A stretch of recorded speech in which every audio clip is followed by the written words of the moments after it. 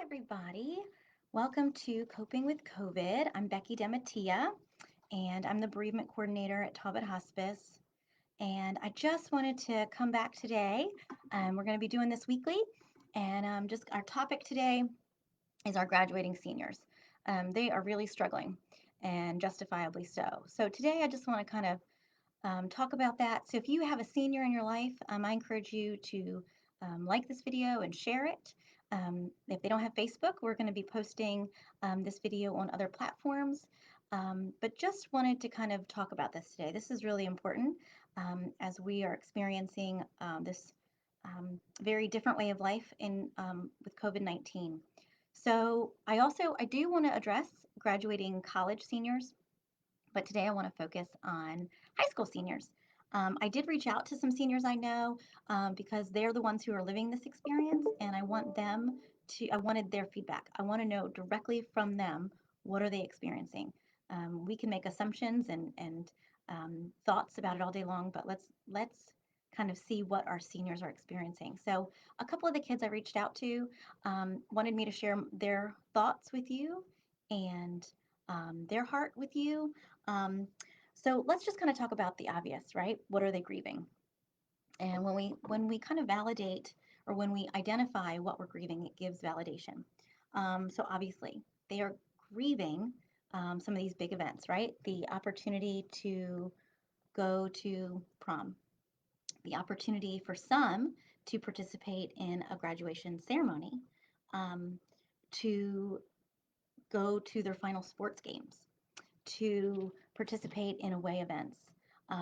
Some of these kids are involved in local youth groups or community based things. And so it's not just a school thing that they are grieving, it's their life. These kids have worked really, really hard to get to this point. And so missing out on some of these graduation and senior rituals is a big deal. Because, for most of us who graduated high school, um, you only get to do this once. And so, and a lot of the teens that I talk to, they get that in a few years, these will just be events that aren't a big deal.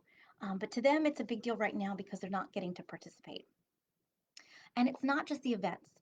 The teens I talked to wanted me to share that it's not the events themselves, it's the memories and the camaraderie and the experiences of those events, right? Um, Getting dressed up for prom, picking out a dress, picking out your shoes. Who are you going to go with? Where are you going to go to dinner? Um, how are you going to do your hair? All those fun girl things.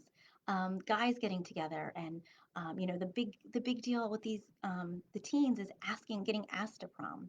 How are you going to get asked, and what fun, creative ways are there significant others going to do it? So these are the things that our kids are missing out on.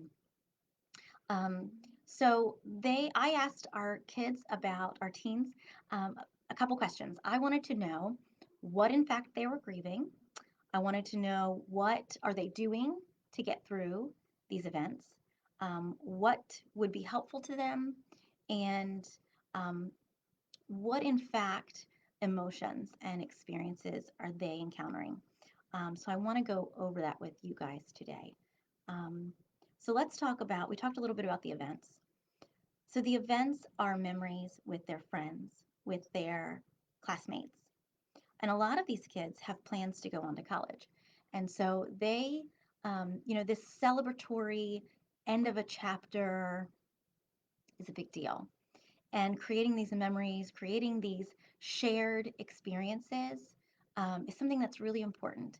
Most of us have really interesting, maybe not good, but interesting memories of our high school days, our last year in high school, our senior year. Senior prank is a big deal, frowned upon, but a big deal. Um, what did they do? How did they celebrate it? Um, what did they do, and how did they celebrate these things? So what can we do to support them? Um, I also wanted to kind of validate, before we talk about support, that they're feeling lonely. Our teens are very well versed in technology, in social media. They know how to connect. But much like the rest of us, even though they know it and they have a knowledge about it, um, doesn't mean that they're not lonely, and doesn't mean that they still yearn for human connection. Um, that touch I said in our last video, nothing can replace human connection. The touch, the hugs, just being in the same space with another human being who loves you and cares about you. It's a big deal. And so these kids are missing out on this. Graduation parties. So some families have opted to postpone graduation parties until the summer, which I think is great. Um, some can and some can't. We're going to be talking about some ideas about how to celebrate and how to honor these kids in a little bit, um, but know that they're lonely. Um, they're getting ready to go off to college or getting ready to start a brand new chapter in their life, and everything around them is uncertain. One of the teens I talked to talked about stability, and much like us as adults, we're grieving the loss of stability. We don't know what each day is going to look like. We don't know when this COVID restrictions are going to end, or when we're going to ease into less restrictions. We don't know. And so, much like we don't know, our kids don't know. And some of these kids aren't exactly sure how what their freshman year of college is going to look like. There's some anxiety there. You're starting a new school, you're going to start a new chapter, and you're just, the world around you is very, very different. Um, One of the teens I talked to talked about how, she had some normal stress of grades and AP classes and finals and getting through everything. But this is a new kind of stress that our kids and us, we haven't experienced. Um, Lack of motivation was brought up by some of our teens. Um, they are feeling, with depression and grief comes these feelings of um, starting to not care or not having anything to look forward to, not being able to be motivated. Um, so just validating that they're grieving. They're grieving the loss of these experiences with their friends, their classmates. Um, how can we support them? So the teens that I talk to are very mature, very smart, very ambitious teens. Didn't get permission and meant to use their names and stories, but hopefully you guys are watching and I'm doing your story justice. But um, they want their parents and teachers and leaders to understand um, that part of this that they're going to have to figure out on their own, right? They are going to leave their parents' house at some point, some of them to go to college in the fall, like we said. Maybe, maybe not, right? Given the circumstances of our current world. Um, but that they want support and check in from their parents and teachers and leaders. But they also want the respect and understanding that some of this is going to come with their own coping, that we have to let our teens use their own coping mechanisms and to get through this. So that doesn't mean that they don't want our love and support and to check in, but just that. One of them felt, um, actually, a couple of them felt like teachers and parents were maybe a little hovering. That's my word. So we want to make sure that we're checking and we're giving some practical stuff, or just even an ear to bend. What are you going through? I don't know, right? I don't know what it's like to be a high school senior right now. I'm a little past that. So what is it like?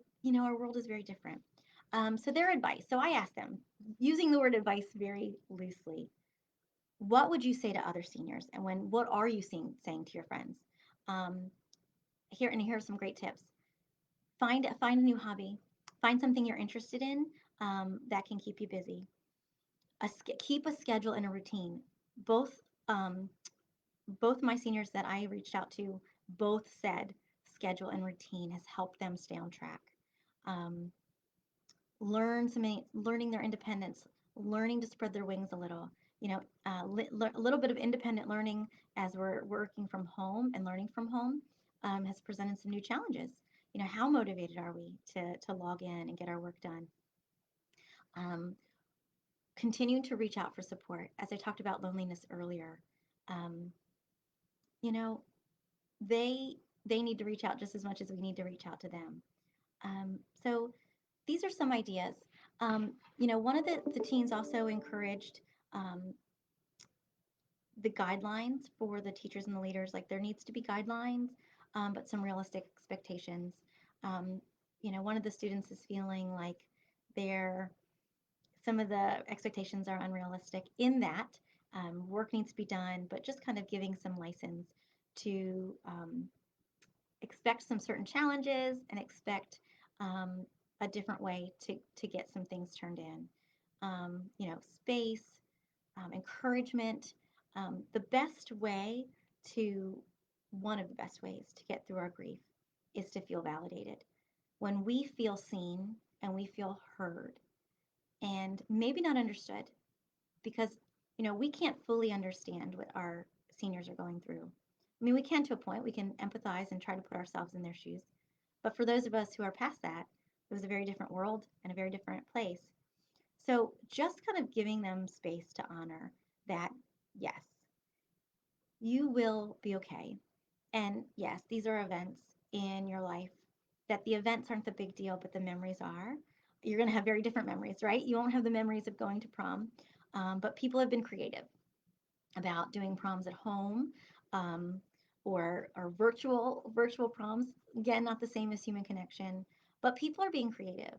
One of the beautiful things about this and about having technology and social media is we get to witness other people's creativity, and we can use that in our own world. Um, some of the schools are delaying graduation and ceremonies, which is a beautiful thing. Some schools have not. That in and of itself feels um, very difficult for our seniors. For the schools who are not postponing graduation to have a physical ceremony, it's a big deal. And it's causing some anger and it's causing some frustration. And these seniors feel like they deserve the right to experience these senior rituals, just like all those seniors before them, and probably the seniors after them. So, giving them space to be frustrated and to be angry and to feel not seen and not understood, like their feelings and what they want um, isn't important, that's only going to compound what they're already going through. So, as people who love seniors and support them, a lot of our communities have been putting signs up, which is beautiful. I saw the other day a banner in somebody's yard, and it was encouraging teens to come sign it on their own. Um, and so, these are some really great things that we can do. But I wanted to come today and just validate that our teens deserve to be heard, deserve to be acknowledged. Just fixing the video. Um, deserve to be um,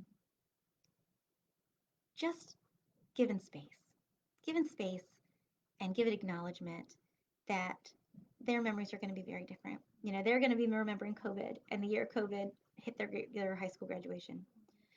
Um, I would be remiss if we didn't talk about graduating college seniors. Very different experience, right? But very much included in these milestones. When we hit certain milestones in our life, we we have expectations, and rightfully so, that we're going to be loved and supported by the people around us, and have this pomp and circumstance of walking across the stage and wearing our cap and gown and our cords and our ribbons and the visual memorabilia of what we've accomplished in our journey to this milestone. And when we don't get to experience that, um, it's hard, it's difficult. And so I want to give, rights to our college graduating seniors too, because college isn't easy. You know, um, our our graduating college seniors deserve just as much validation as our high school. Different memories, different experiences, different milestones, but very much earned and deserved. Um, so I welcome your feedback. And I know, again, these videos are a little general because it's about all of our teens. But, like I said last week, and it's been beautifully posted all over, we are in the same storm, but we are not in the same boat. So I encourage you to send us emails, send us um, comments on this page about what are you doing, how are you creative, being creative in celebrating your seniors. Um, if you're a senior and watching this, or you sent it to a senior, how are you getting through this, and what would you like to share? So this is a wonderful forum to share and support and just be validated and loved on, because sometimes that's all we need. We just need somebody to come alongside us and say, yeah, I don't fully get it, but you're allowed. You're allowed to have space to feel and breathe and whatever you're going through. So thanks for tuning in with us today. I love coming and do this. We're going to do this weekly, Monday at 11, Coping with COVID with me, Becky. Um, Next week's topic is going to be caregiving at home during COVID. If you are a caregiver, um, to a loved one with an illness. We're going to be focusing on caregivers with illnesses. We might address caregiving at home to little ones. I know last week we talked about their grief, but we can definitely address um, caregiving little ones and juggling all of that. But next week is going to focus on caregiving at home with a loved one who has an illness, not necessarily life limiting or a hospice illness, but if you're a caregiver of a loved one who, in any capacity, that you're providing care, and we're going to address some of those issues. So if you have thoughts, concerns, questions, reach out to me. Would love to hear from you. Love that we're able to do this for you guys. All right, so take care, and we'll see you next Monday. Bye.